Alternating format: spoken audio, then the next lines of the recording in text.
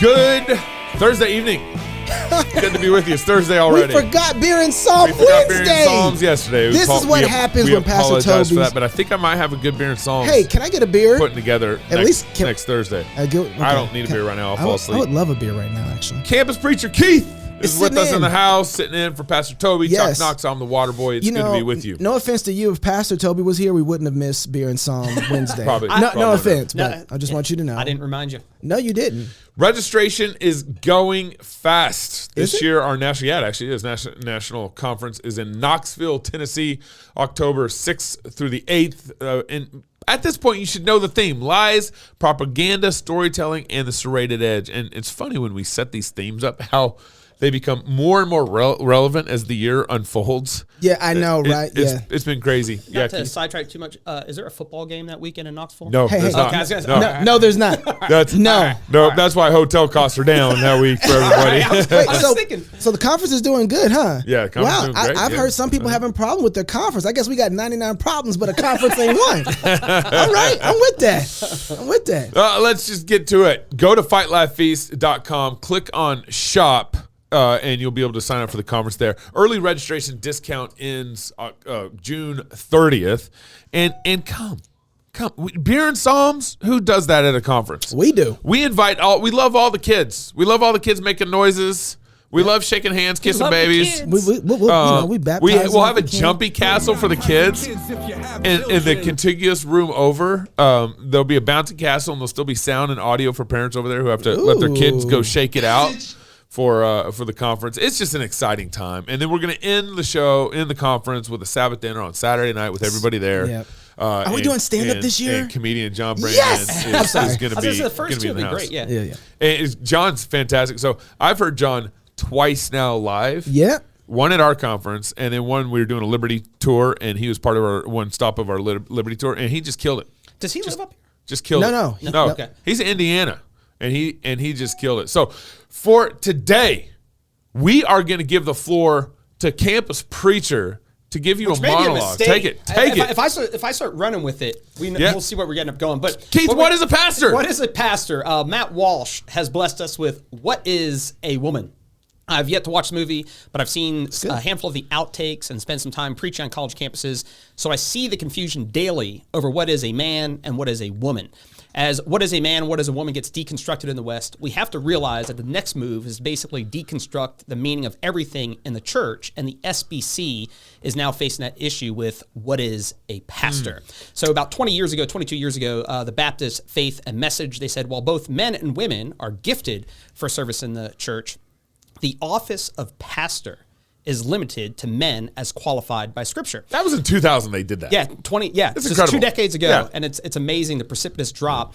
And so Christianity Today kind of gave a little update on what's going on there. It says, but the Credentials Committee concluded that it wasn't clear if the statement restricted women from any position doing quote-unquote pastoral work or holding a pastoral title, or if it just applied to senior pastor chair Linda Cooper. Interestingly enough, Linda Cooper told the 2022 convention. And then one of the interesting things was Rick Warren says this. He says, I could talk to you about what I believe about the gift of pastorate as opposed to the office of pastorate, but I'm not here to talk about that. And here's the rub. The word pastor comes from the Latin word which means shepherd, and biblically in the church, this is a role limited to men. In 1 Corinthians 14, 33 through 35, the Apostle Paul says this, as in all the churches of the saints, the women should keep silent in the churches, for they are not permitted to speak, but should be in submission as the law also says. If there is anything they desire to learn, let them ask their husbands at home, for it is shameful for women to speak in church.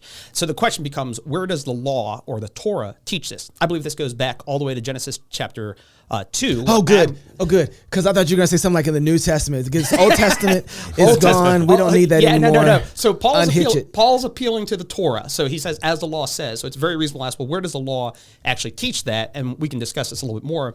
But this goes all the way back to Genesis chapter 2, where God instructs Adam. Then Adam's role is to instruct Eve. And this role ties into Adam in the priesthood.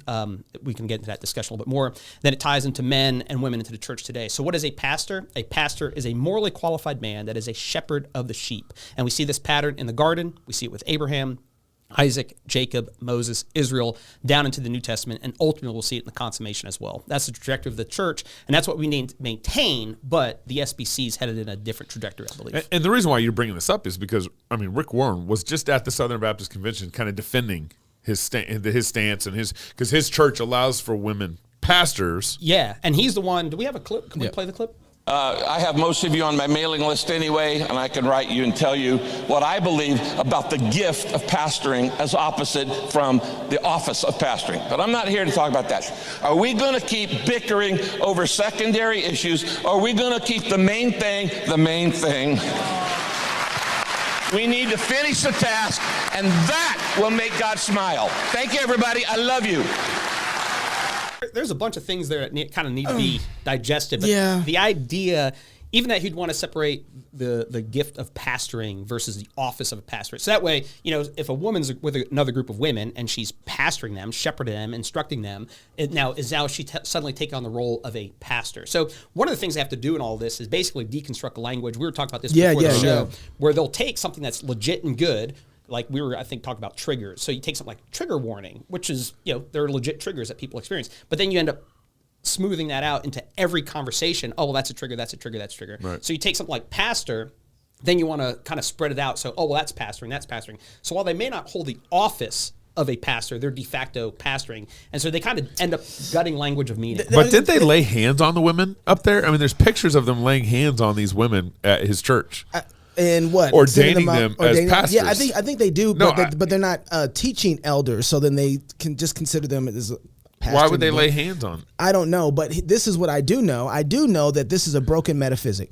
A woman can no more be a pastor than she can be a father or a husband. That's right. Okay. Yeah. This is Paul's argument in Timothy. Yeah. Paul is making the argument that God put man in the garden, he made him first, and then the woman was made after that, and she was the one who was deceived, right? So the same way that Adam was head of the garden and led the garden because he was a man, so it is with a pastor, right? Yeah. A pastor has a garden. He's supposed to nurture that garden and tend to that garden, and he's the head of that garden. And this is what it means for him to be a pastor. He has to be this kind of person. Husband of one wife is kind of the whole main point of what he is. And so when we start thinking about the office of a pastor, we're always talking about a sexed role. Right. You cannot escape that. It's a sexed role. Just like a mother is a sexed role, right? And I think that's where the church has been seduced, where most of us we've almost detached who we are from our sex. You know what I mean? And so we've kind of bought the strands of feminism. So feminism kind of comes to life in a world where we kind of come through this consciousness through our culture, and it tells you, oh, here's what a man is, here's what a woman is. So we end up relativizing it, and now, well, if the idea of a man or a woman is socially constructed, then the office of a pastorate. Whereas Christians, we'd want to hold to, the idea is basically an essentialist view of what it means to be a man, what it means to be a woman, that there is some sort of core aspect of when God made us male and female, that we didn't arrive at a consciousness of what it means to be a man. You're made a man and structured a man, and God made you that way. And so we have to learn to tease that out better than what we're currently doing. Yeah, and we also have to recognize in all this, all the incremental arguments that we gave up, or all the incremental adjustments we make on God's word that eventually gets us into this corner. So for a long time in our last couple decades, we've kind of been shy of what it means to be masculine. We're kind of shy of what it means to be truly feminine. Well, we don't know what that even means. We don't even know what it means. What is a man? What is he for? But we've made incremental adjustments for a long time in all this. Because our metaphysic has changed on what a man is, and it has implications, and we're seeing it right now everywhere in our culture. So you look up right now, and this is amazing. Just yesterday, the president signed an executive order advancing equality for lesbian, gay, bisexual, transgender, queer, and intersex individuals. Okay, it's never good enough. It's never good enough. So we don't have. I don't have a clue if you are intersexed. You know what I mean? Like, so even something like that. All of this is Gnosticism. Yeah, you right. Lesbian, gay, bisexual, transgender, queer, and intersex individuals. What is that? Yeah. But here's what was crazy about this. So the implications of not knowing what a man is and knowing what he's for, when you have that broken, now you can define man and woman however you want, and you start getting stuff and legislation like this. Now, the main purpose for this bill, and we're going to have to save some of this for the after show, because I think this is that your thing, Dean? Doggone it. Shame on you. This is going after, I want to save some of this for the backstage, and we'll do some of this backstage, maybe with, we have Isaac Botkins from T-Rex Arms. Where's my hat at? Had to get my hat in the other room. I want to wear that when he comes over here. We're going to talk to him about some of the legislation that's been passed or trying to be passed in Congress with Second Amendment stuff. Second Amendment stuff. Yeah, we'll get that. But do you know where TX Arms comes from? No. Small arms. Small arms? Yeah. I Big body, small. I didn't know that. They're doing small arm stuff. But the whole purpose for what Biden is, I got you. Thank you. The whole purpose for what Biden is doing is he's trying to bring in the Equality Act. He wants to put pressure for everybody to embrace the Equality Act. And so he's putting out his executive orders in order to be able to get people to bend that way. But this is what it says inside of this release. The federal government must take action to address the significant disparities that LGBTQI+ youth face in foster care systems that misuse of state and local child care agencies to target those people and youth and families and mental health needs of the LGBTQ youth groups. What does that even mean, to be honest? So what he's trying to do is reallocate funds and to make it more accessible for homosexuals, LGBTQ folks to be able to adopt and other things I don't even know. Do we have the budget for something like this? Well, what happens is when the president signs an executive order, what he's doing is he's telling a current agency or a current department to reallocate the current funds they have to spend over here now. So now they ask for more money. They aren't asking for more money. I mean, I'm sure eventually that'll come. If the department and agency fulfills what the president's saying, then they're going to get more money. But they're talking about using current money in different places. Again, that's what the president's we'll doing. do some of this backstage because this is super important. Maybe on YouTube too. My administration. Can we? Well, that's a good point. My administration must safeguard LGBTQ+ youth from dangerous practices like so-called conversion therapy. And then they go on to define what conversion therapy is: efforts to suppress or change an individual's sexual orientation, gender identity, or gender expression. A discredited practice that research indicates can cause significant harm. Have they researched homosexuality and the harm that it causes? I mean, come on here. Including higher rates of suicide, related thoughts, and behaviors by the LGBTQ+ youth. And part of the genius that they're able to do, like if you look at like some of the history of conversion therapy, and they're shocking homosexuals in the 50s, you know what I mean, and be like, oh, here's the horror and the damage that you're doing. Right. Whereas us calling people to repentance and faith, to end up kind of goes back to spreading the role of pastor thin, conversion therapy, spreading this out to anything that deals with addressing them as an individual, calling them to change. Well, that's therefore now conversion therapy. Well, I'm even afraid right now. So if we don't know what a human is and what it's for, if you're a man, we don't know what you are and what you're for. If we don't know what a woman, what she is and what she's for. If the SBC doesn't know what a pastor is. Know what a pastor is and what he's for, then what kind of conversion are we actually offering at the end of the day? Mm-hmm. What? I mean, seriously, what are we converting calling? From what to wear? Exactly. That's exactly my point. And so is to wear that wrong? What'd you say? Is to wear I'm converting you? Is that wrong? Why is it exactly. wrong? And even the thing that's fascinating, like this month, because it's Pride Month, I've been looking at. It's not Pride Month. Well, whatever. Gay Month. I've been reading some queer theory stuff. It's not gay. And with the queer theory stuff, they say you come into the world and nothing is a natural desire, so that it becomes socially constructed. So it's actually an odd thing, internally incoherent, that we can't call people out of that because it's just socially constructed. So it's actually internally incoherent if you begin to look at what queer theory is actually saying. Oh, absolutely. Of course funny. it is. That's funny. That's good. All his secular views is internally incoherent. Yeah, starts with a lot. Yeah. More cross politics coming up next. T-Rex Arms. I was gonna say Isaac Botkins from T-Rex Arms. Small arms. We'll talk to him. That's what T-Rex is. Yeah. On cross politics. Armored Republic exists to honor Christ the King by providing tools of liberty to free men. New York State just banned body armor. Armored Republic is suing the state of New York in federal court to resist their arrogant war against your God-given rights. Mass shootings are tragic acts of evil that are best resisted by armed citizens and brave watchmen ready to fight back. The main violent threat to human life is not individual criminals, it is tyranny. This is Armored Republic.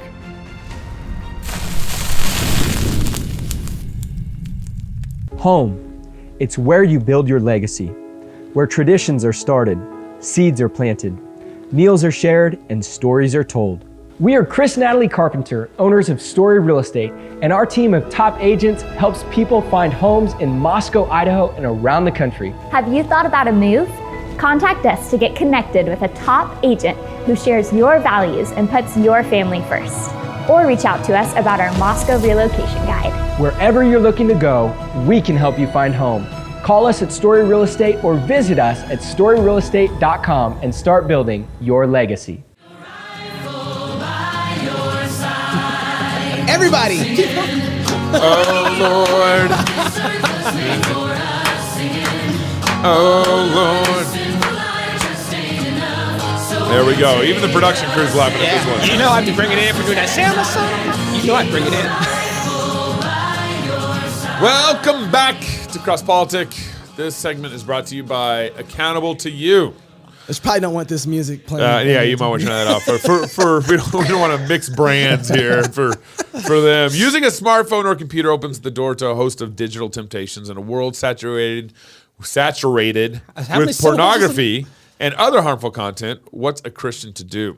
We need to take a proactive approach, welcoming transparency into our digital media choices, and Accountable to You makes that easy. Their accountable software shares detailed activity reports from all your devices and your kids' devices, underlying kids' devices in real time to the accountability partners that you choose. With accountability in place, your family can effectively guard against temptations online and live with purity and integrity. Learn more and try it for free at Accountable to You. That's the letter 2, accountabletoyou.com/FLF. And put it on all your kids' devices. Actually, it's been really cool for our family. I wasn't listening to you till you said free. But I just thought it's a good deal. If it's free, accountabletoyou.com/FLF. Yeah, something right. free. I'm in for free. Yeah, free for sure. With us, our boy Isaac Botkin is a husband and father living in Centerville, Tennessee.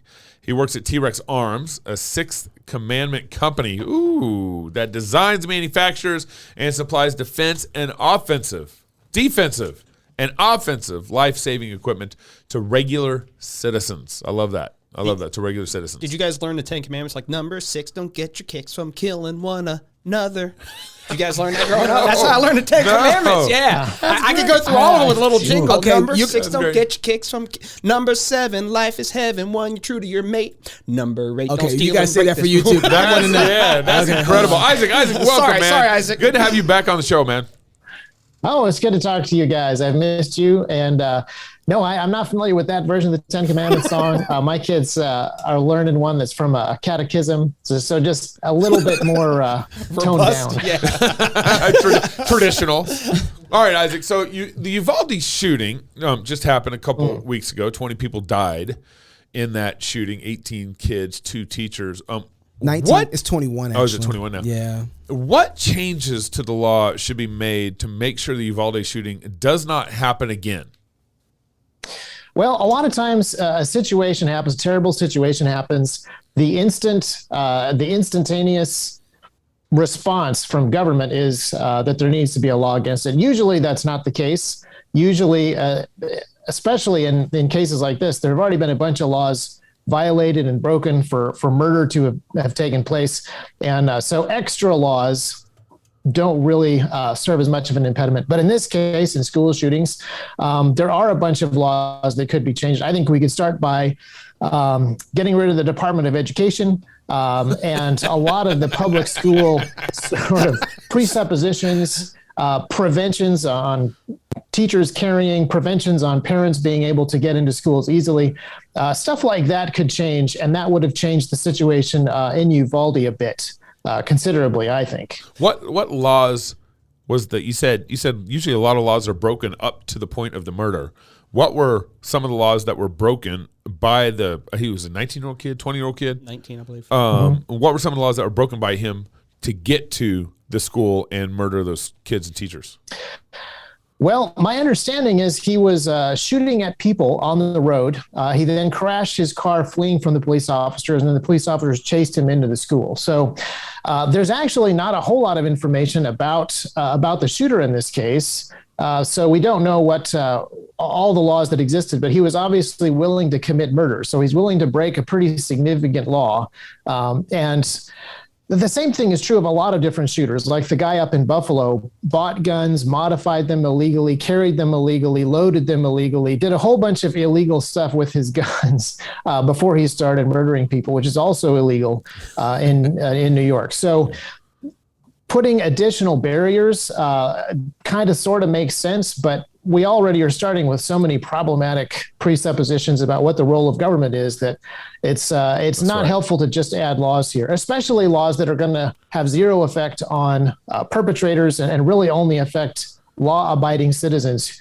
And one of the really troubling issues about the Uvalde shooting is law enforcement on the scene behaved so poorly and so sluggishly. Nothing about that particular incident makes me want to trust those authorities more with the protection of my children. Every piece of information that I have read about that incident, and as more stuff comes out, it only verifies this. I want more defensive capability to protect my own children, and I have less trust in law enforcement and the people who tell law enforcement what to do. You know, you talked about the getting rid of the Department of Education, getting rid of them. You know, we kind of laughed, but why do you think that would actually be something that would be a valid answer to the problem? Well, oh man, this could be a super long conversation. No, so I want the smoke, man. Give it to me. I am very pro homeschooling, and I'm pro homeschooling for a million reasons. Some of them are pragmatic, because we can see what's happening in our schools.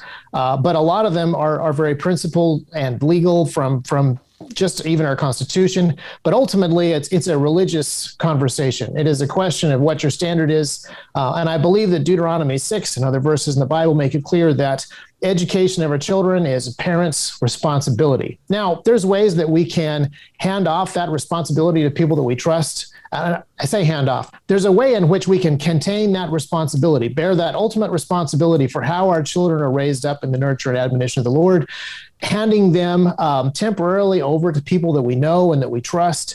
And the Department of Education is not about that. They're about handing over your children for hours at a time, for years at a time, with almost no accountability or connection whatsoever. And so there's that, and then there's just the sheer incompetence and expense on a pragmatic sense of how schools are set up and run. And I think a lot of us actually got a pretty good idea of that during the pandemic, when teachers' unions were lobbying to keep schools closed, and then you have an incident like this Uvalde shooting, where one of the things that is being reported is it's just really hard to get into the school to get to the shooter. And I actually think that is probably the case, because a lot of schools are manufactured by the same companies that build prisons. They're incredibly strong. They're incredibly sturdy. The similarities to the prison system are inescapable once you start looking around.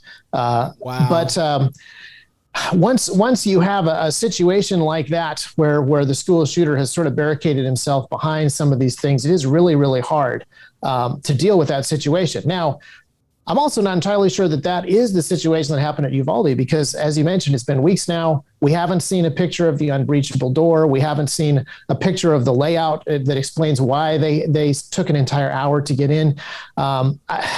Again, this particular situation that happened in Texas, really a lot of questions, not very many answers, but everything about it just points to a school that you don't want your kids to be in, a community where it appears that you can't trust the chief of police to act quickly, a situation in which you really want to have that defensive capability, that ability to take care of your children on many levels. You want that closer to home, and you want that closer to you yourself, and that really is the parent's responsibility. Isaac, how does your company experience the political cycles that we've been going through? And what I mean by that, is because you're basically a Second Amendment company, as you said in your bio.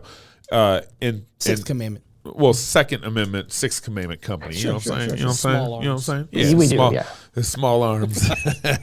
And we're very. And so it seems to me that your company's sales and flow is probably somewhat connected to some of the cycles of political agendas around our country. if that makes sense. Very, very much so. Very much so. But not necessarily in the ways that the media would think. So we had two shootings that were in the news quite a bit. One was the Buffalo, New York shooting. Yep. And that got a lot of press, but it didn't really change sales across the industry. But the Uvalde shooting definitely changed sales of certain items. So we very quickly sold out of body armor. We sell rifle plates, and across the industry, people were seeing what had happened. Their takeaway was not necessarily that the government was going to fix things. They were going out and buying body armor for their children, bulletproof backpacks, all sorts of things like this. Now, in the meantime, the folks up in New York were solving the problem. The legislature of New York and the governor banned body armor. So civilians cannot possess body armor. That's part of their solution to the gun violence problem. Gun violence so deadly, gun bullets so deadly. Anything that stops gun bullets must be banned from civilians that don't have a job working for the state of New York or anything like that. So we see in these instances, and not just our company, because we're a relatively small company, but across the entire gun industry, we see that when there is an incident like this, there is a increased demand for body armor, for medical equipment, and also for firearms and ammunition. And the media will sometimes say, well, that's just because they know that stuff is going to be banned and a whole bunch of really weird, creepy militia guys are going out to stock up. That is not what we tend to notice. What we tend to notice is something like this happens. A whole lot of people look around and they're like, I want my kids wearing body armor. I want to have a gun. I want to be capable of dealing with some of these threats on my own. Clearly, this is my responsibility. I need some tools. Wow. That, I think, drives sales far more than impending legislation. I mean, a great example of this is in 2020 when there were a lot of peaceful protests, mostly peaceful protests going on. There was no conversation about banning weapons because the media was not talking about weapon use during those mostly peaceful protests.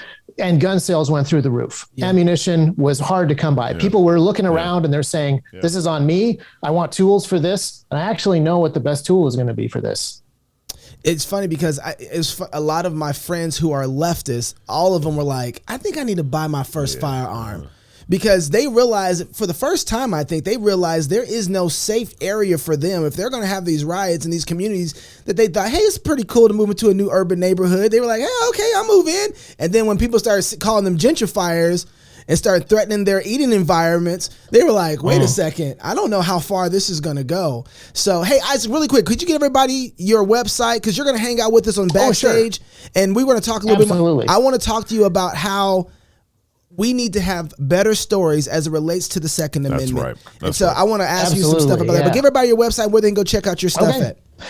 Yeah, check out, we're T-Rex Arms. The website is trex-arms.com.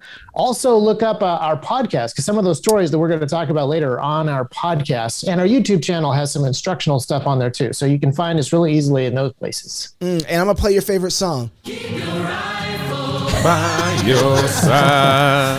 Oh, man. So if you're not a Fight Laugh Feast Club member, what are you waiting for? You're missing all this wonderful backstage content, not including $100 off at the conference. That's going to be amazing. That Isaac is going to be there, right? T-Rex Arms are going to be there? Probably. Yeah, probably. They'll have their gear there. You'll want some of that. We'll baptize your baby there. How about that? We'll arrange for that.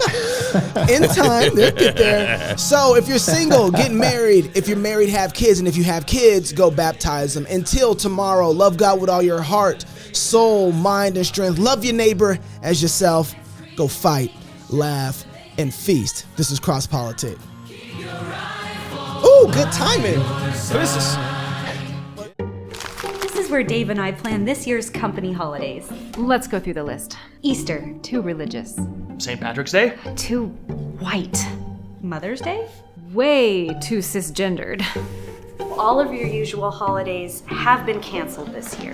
But we still have Karl Marx's birthday! Ha!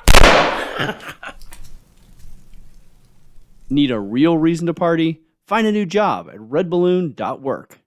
When tyrants take over, what's the first thing they do? Disarm. It happened in Russia, China, Germany, and most recently, Afghanistan. Why? Because disarmed people are easier to control. And over the last century and a half, American tyrants have been carrying out a slow, methodical disarmament that no one is talking about. state education. Tyrants know that education is warfare. Our rulers have a vested interest in making you totally harmless. They've got big plans and they don't want you getting in the way. Think about it. Would you rather fight an army decked out with high-powered rifles or a bunch of dinky water pistols? They know that if you can think critically, you're a threat. At New St. Andrews College, we want to graduate men and women who are dangerous. Dangerous to the world, dangerous to the principalities and powers, dangerous to spiritual wickedness in high places. Education can either arm you or disarm you. It can make you a threat or make you a useful idiot. So, where you get that education counts. Click the link to apply to New St. Andrews College today.